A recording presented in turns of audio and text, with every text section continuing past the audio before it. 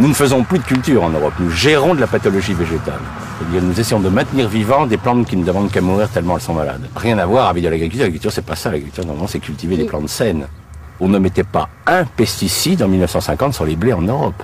Il n'y avait pas un traitement fongique qui était appliqué. Maintenant, c'est au moins 3-4. Sinon, le blé, il est pourri avant d'arriver dans le silo. Donc il y a quand même une énorme différence, si vous voulez, au niveau. Mais ça se voit pas, parce que comme on a balancé les produits, il tient le blé, il est bien. Sauf que si il se casse la figure, alors parce que comme on met trop d'azote, il tombe. Vous avez dû voir dans les champs les blés qui tombent. Alors on met des hormones pour raccourcir les tiges, c'est pour ça que les blés sont bien plus bas qu'autrefois. Autrefois les blés faisaient 1,50 m. Maintenant ils font 60 cm parce que on les raccourcit avec des hormones pour. Alors ces hormones faut avorter les arbres qu'il y a autour. Enfin c'est fait disparaître toute la flore parce que ça gêne les reproductions des dicotylédones. Enfin c'est une espèce de monde complètement strange quoi. Mais les gens le savent pas donc. Devant les champs. Autrefois, les champs, c'était plein de coquelicots, c'était il y avait plein d'autres espèces, il y avait une biodiversité dans un pays comme la Hollande a déjà perdu 75% de toute sa flore. C'est une des flores les plus pauvres de la planète, la Hollande. Mais c'est intensifié au niveau agricole de façon incroyable. Tu l'as vu ton sol? Non?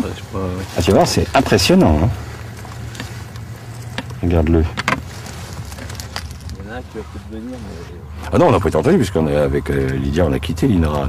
On s'est mis à notre compte. Puisque quand on a commencé à montrer que les sols mouraient biologiquement, on nous a demandé de nous taire. Donc on a quitté l'institut et on s'est mis à notre compte parce que on estimait que notre devoir de scientifique c'était quand même d'alerter le monde agricole que la voie qui était choisie n'était pas la bonne ne permettrait pas de faire une agriculture pérenne. Il ne peut y avoir d'agriculture pérenne que si on est sur des sols vivants. Hein. Le sol abrite 80% de la biomasse vivante. Hein. Donc si vous tuez, on en a tué 90%, c'est qu'on est en train de tuer tout ce qui est à la source de la vie. C'est quand même les microbes qui nourrissent nos plantes, qui font que nos plantes sont saines, sont nutritifs pour nous. Alors que maintenant, les gens, nous sommes quand même dans la société la plus confortable de l'histoire de l'humanité et nos dépenses de sécurité sociale augmentent de 6% par an. Il y a quand même des questions à se poser, quoi. Est-ce que les gens sont si bien nourris que ça pour être aussi malades ? Alors, le problème, c'est qu'effectivement, l'argumentation, c'est oui, mais regardez, ils vivent de plus en plus longtemps. Bien sûr, les gens qui en ce moment ont 80 ans n'ont pas connu l'agriculture chimique avant l'âge de 50 ans, puisque c'est apparu dans les années 70. Donc, jusqu'à 50 ans, ils ont mangé, moi je suis encore gamin, du lait de vache qui avait du goût de lait de vache.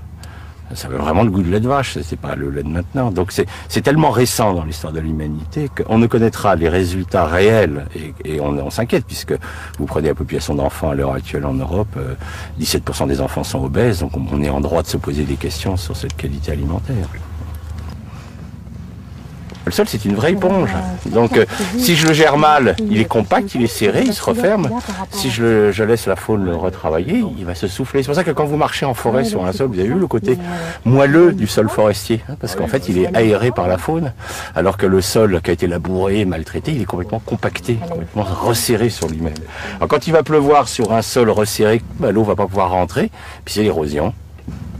Mais c'est plus facile d'accuser la pluie d'être responsable de l'érosion, des inondations, que de dire que c'est un système agricole qui a provoqué, hein, puisque les inondations que nous avons en ce moment, hein, depuis 20 ans, nous traversons les années les plus sèches depuis 3000 ans dans l'histoire de l'Europe, et jamais il y a eu autant d'inondations. C'est-à-dire qu'on a inventé, avec l'agriculture intensive, les inondations en période sèche, ce qui est très fort, quoi. Et les écologistes, à l'heure actuelle, se posent la question de savoir à quel moment c'est l'humanité qui commencera à s'écrouler. C'est-à-dire pour le moment, on a détruit 90% de notre biodiversité en Europe, ça va encore pour nous.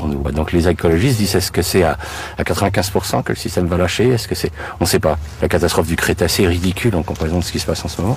Mais ça meurt, puis les gens attendent, disent peut-être qu'un jour on va voir quand ça va péter, quoi.